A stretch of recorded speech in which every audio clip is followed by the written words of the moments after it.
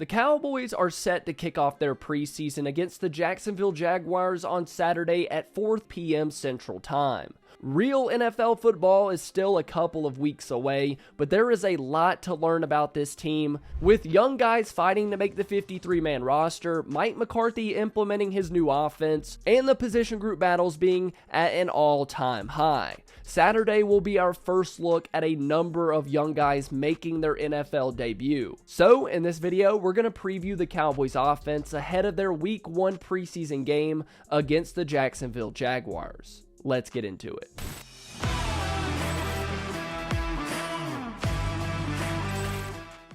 Mike McCarthy came out and said that he wasn't sure if Dak Prescott was going to see any preseason time. And the truth is, we were never going to see Dak Prescott in this game anyway. We haven't seen Dak play a preseason game in years, and we won't be seeing him on Saturday against Jacksonville either.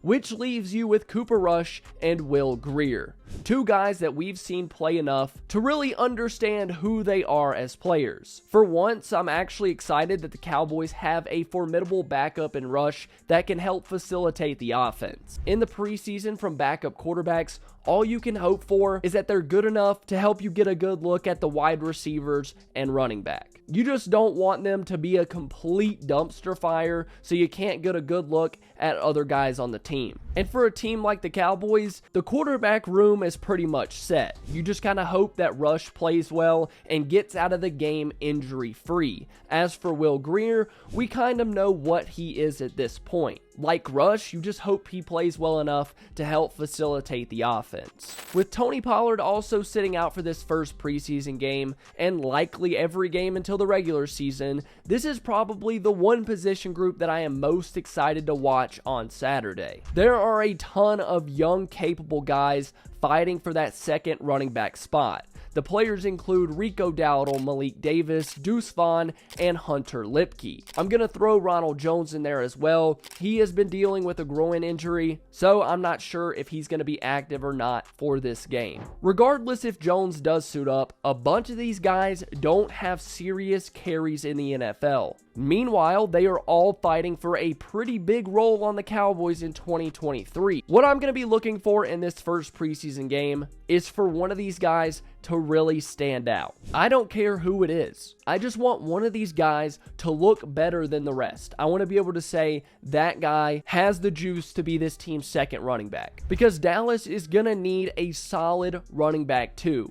And I think one of these guys is going to have to prove it in the preseason, or Dallas's front office is going to go looking for a proven vet, or just go with Ronald Jones. But I'm sure, like me, the Cowboys front office wants one of these guys to look the part of a running back too for the Cowboys, and is going to do good work behind Tony Pollard. Whether that be pass blocking situations, hard-nosed running on third down, this is the one position group battle that I am going to be keeping a close eye on Saturday. If I had to guess, I say that Rico Dowdle starts the game off with Malik Davis and Deuce Vaughn rotating in as the game goes on. And then hopefully we see a little bit of Hunter Lipke to end the game. It's a lot of guys to get a look at. Dallas probably doesn't want to give any of them too many carries in this first preseason game, but it is a group that I'm excited to watch. Quick question before we continue with the video. Comment down below, which running back do you think flashes the most in this first preseason game?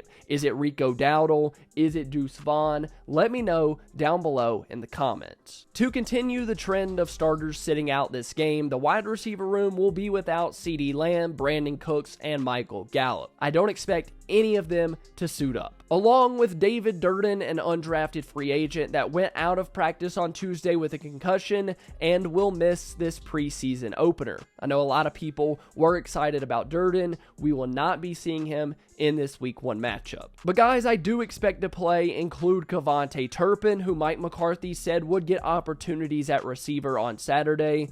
Jalen Tolbert, the Cowboys' third rounder from last year, This year's 7th round pick Jalen Brooks, Simi Fehoko, Jalen Marino Cropper, Dontario Drummond, and Tyron Johnson. With how the Cowboys wide receiver room is built right now, all of those names I just listed at the end are fighting for one spot on this roster. I think Turpin and Tolbert are safe, but those are two guys that I do expect to play on Saturday. Behind them, it's a whole bunch of guys fighting for that 6th wide receiver spot. And this is what makes the preseason so exciting. All of these young and unproven wide receivers fighting for that last spot on the depth chart. And one game like Saturday's could change the entire conversation about how we view this room. For right now, I have my eye on 3 wide receivers heading into this game. At number 1 is Jalen Brooks, who has had a hell of a camp so far. For Brooks, I'd like to see the Cowboys try and get him the ball down in the red zone. He's a bigger guy, he's flashed in camp, the Cowboys quarterbacks have loved getting him the ball so far,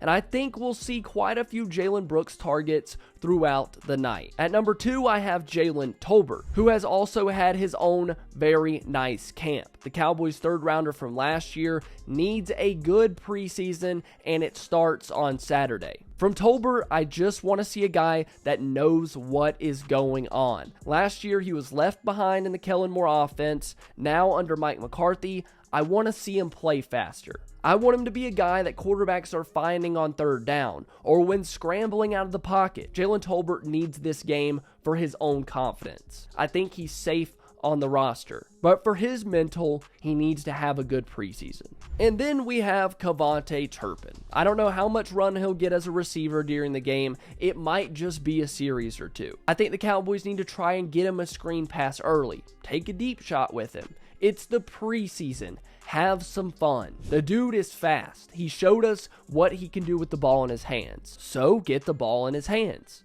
even if it's just 1 or 2 times. So those are my 3 receivers to watch. Keep an eye on all of them. The guys that will have a lot of say in how this offense performs during the preseason game will be the offensive line.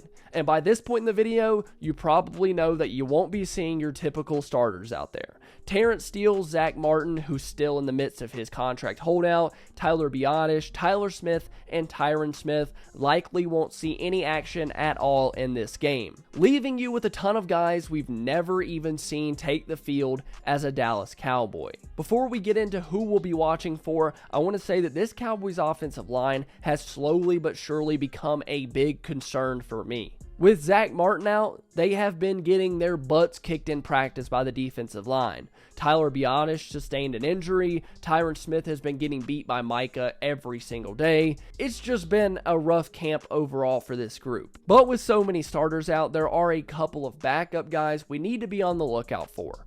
At left tackle, you have the veteran signing from this offseason in Chuma Edoga. You have younger guys like Awesome Richards, Brock Hoffman, and Alec Lindstrom. But one guy that is going to have my full attention is going to be at right guard, and that's Josh Ball. He has been the guy filling in for Zach Martin during training camp, and the reviews for his play have not been great up to this point. After last year, Dallas realized he was not the answer at tackle, so they decided to move him inside, and I'm not sure it's helped out as much as we had hoped for. For me to not lose complete hope on Josh Ball, he needs to have a good game. He needs to look formidable at right guard, and with Zach Martin missing time, it makes me even more nervous. The other guy I will be paying close attention to will be right beside Josh Ball, and that is Matt Waletzko, the Cowboys' later round pick from last year that kind of impressed a bit earlier last offseason before he went down with a shoulder injury. He has the physical traits to be a good tackle for this team, but coming from a lesser known school, playing lesser talent in the NFL, he's going to need some good reps on Saturday against NFL caliber players. Although this offensive line does not inspire confidence, we can learn a lot about this group throughout the game on Saturday. See where Josh Ball is, see how Matt Farniok looks as the swing guard, see Matt Waletzko perform alongside some younger draft picks like Awesome Richards. I just hope that that group can hold up so it's not a complete dumpster fire for the offensive side of the ball. We haven't gotten a confirmation on who is and who isn't playing for the Cowboys tight end group, so let's talk about all of them because that's more fun anyway. Jake Ferguson caught just 19 passes in 2022, but going into this year, he's your starting tight end because Luke Schoonmaker, the Cowboys' second rounder this year, hasn't been healthy and has been battling his own foot issues. Regardless if they play or not, they're obviously safe on the roster. Behind them, you have Peyton Hendershot, who you all remember from last year alongside Ferguson. This is where we need to start watching for guys fighting for the roster, because as much as the Cowboys used Hendershot last year, I'm not completely sure that his job is 100% safe. Behind Hendershot is Sean McEwen, who has hung around the Cowboys for a couple of years now. You have Seth Green, John Stephens, who has shown a little bit of burst and wiggle so far in camp, alongside Princeton Fant. All of these guys have ground to make up if they want to make it on this roster. But this is another group that I'm also very excited to see. I think it's a two-horse race for that last tight end spot between Hendershot and McEwen. Maybe John Stephens can have a good game and make himself a part of that conversation. But there's a lot of competition that we're going to see on Saturday. Don't miss a single thing after the game. I'm going to have a ton of videos coming out, so make sure you are subscribed. I love you all.